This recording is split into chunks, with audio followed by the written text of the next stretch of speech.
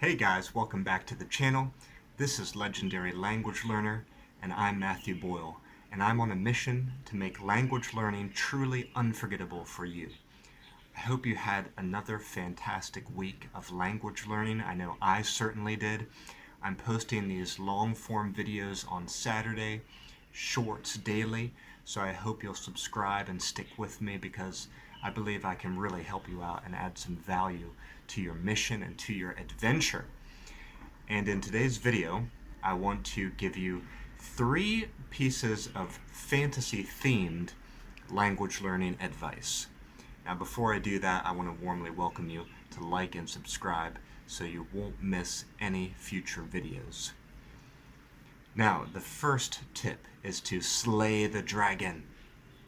What do I mean by slay the dragon? This is sort of my mantra or my little mnemonic to remind myself to focus, to always come back to focusing on what matters most. Especially when it's that fog of war, things are really confusing, chaotic, there's a lot going on, and you're not sure what you're supposed to be doing. Always ask yourself this question: what is the most valuable thing, the most productive thing, the most important thing that I could be doing right now to move myself forward? And the answer might change from day to day or week to week. Maybe not, but maybe yes. Anyway, that question will bring you back to focus on the most important thing. So the most important thing is the dragon. In the heat of battle, when there's a lot of soldiers running around, or maybe orcs or goblins or whatever, yeah, you can defeat a couple of those baddies along the way. But the main thing you got to keep in mind is there's a dragon in the skies that's going to be bathing everything in a fire. That's the thing that's you got to watch out for. That's the thing that's got to go. So put all your energies into the most important thing. And the most important thing for me these days is to create the absolute best language learning game that I possibly can for you guys. I'm working on heading into Language Land 2, and I have a playlist for that game on my channel. I always bring myself back to that, creating the best language learning game that I can, because I actually think more important than me learning Mandarin to an even higher level is creating a game that can impact hundreds, if not thousands, of other people's language learning in a positive way. Okay, the second thing is to practice invisibility.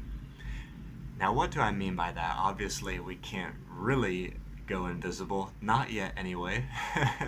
Maybe further off into the future we'll be able to. But by practice invisibility, what I mean is you need to practice to get away from the noise, get away from the crowd, get away from the distractions, so that you can actually focus. And this is difficult for most people because most people are concerned about what other people think.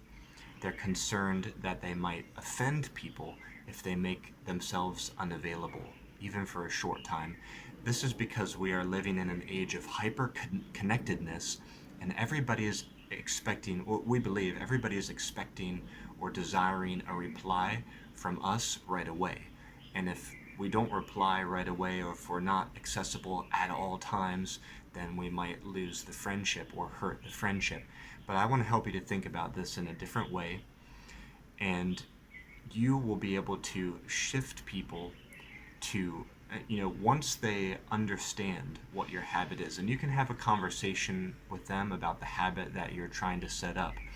Where's the place you're going to be, and how long are you going to be there, and what is the reason you're going to be there. You can let them know what your aims are and then be consistent about it, so they can know that on that day, at that time, that's what you're doing and you don't want to be disturbed. You can have an honest conversation about this.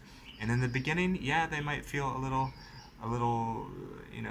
this is a little bit strange, a little bit, maybe he's doesn't so much care about our friendship anymore. There might be some strange feelings at first, but I think over time, they will see that through your consistency, you're trying to lead by example, and you also want them to be better too, and they'll learn to respect you for what you're doing. So practice invisibility, Have a place that you can go to which is away from the noise, away from the distractions. Could be a library, could be a park, could be another room or another building. You've got to find a place where you can go. And another difficulty here too is that, you know, you might find the most secluded place which is perfect for study, but if you bring your device there and you can't control how you're using your device, then it's like you're not really secluded, you're not really practicing invisibility. So wherever you go, you also have to have the ability to control your devices, control the things that you're bringing with you which might distract you. Okay, and the third thing is to develop an alter ego. Develop an alter ego. What do I mean by that? To improve your language learning future, you need to have a higher vision for yourself and what you're capable of.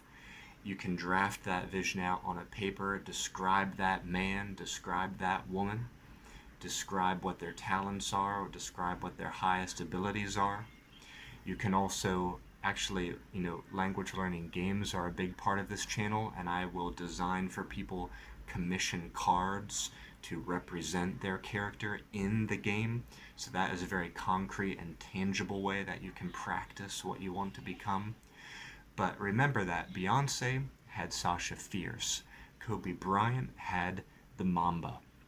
If those elite performers had alter egos, you gotta know there's something there we need to tune into. You gotta know there's something there that we also can practice and learn from. So design an alter ego, learn to believe in that alter ego. Maybe you can read passages that you've written about who you want to become regularly, and that's going to help you to elevate past your current position. There's a saying that I like which says, if you treat people as they are, they remain as they are. And if you treat people as they should be, they will behave as they should be. And that's sort of a quote that I remember when I'm working with people, when I'm trying to coach people or to train people. But that's also a quote that we can turn upon ourselves. If you are treating yourself and believing in yourself as you are, and you're not treating yourself as you should be, if you're not holding yourself to account at a higher level, which you have laid out, which you have described, then you're always going to be staying as you are.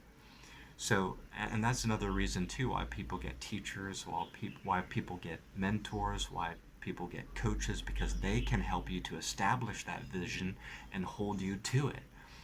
You can also do it by yourself, but it's a little bit trickier. It's a little bit harder because you can always give yourself a free pass. You can always give yourself an excuse, and nobody's going to know the difference. Nobody's going to be paying attention, right? So that's another reason why people get coaches, and if you need a coach, perhaps I can be that person. But anyways, the point here is to establish an alter ego for yourself, to establish a vision for yourself. You might want to write something down. You might want to have a vision board or a picture of what that person looks like and have these things posted where you can see them daily. Bonus number 4, almost forgot to talk about it, and that is tap into the magic. Tap into the magic. And what I'm talking about is flow state. You've got to make sure you're in flow state when you study. Well, that is really the magical feeling if you can get there. That's the magic that I'm talking about. That is where you will start to experience exponential gains. That is where you will start to get more bang for your buck and more reward for your time and efforts. It takes somewhere around 10 or 15 minutes to start to get into flow state. You can start to research some tactics for how to get yourself into a flow state faster. And then once you're in the flow state, you sort of lose sense of time, and you might study even longer than you thought you were going to, just because you're in that state of joy and you're just fully immersed in the proper level of challenge. You are focused. You've blocked out the distractions like we were talking about in the last tip. You've really got to go somewhere more isolated, where you can get away from the noise to help yourself get into that flow state. I have many more fantasy-themed tips and advice for language learners. I actually wrote a guidebook called the Language Learner's Spellbook. And if you'd like a copy of that, just email me at languagecardgames@gmail.com or legendarylanguagelearner@gmail.com. Language Card Games is my card games brand that is all focused on games, and Legendary Language Learner is more focused on what I can do for you in terms of coaching. So those are my two main sites. But I would be happy to get that guidebook to you. I also have a hashtag called Language Runes, which is language learning motivation, language learning philosophy, and that too is often fantasy themed. You can check out that hashtag across social. But that's it for today's video. I hope you had a great week learning languages, and I hope you're setting up for a great week of language learning ahead. I'll see you back here next time at Legendary Language Learner. Bye-bye for now.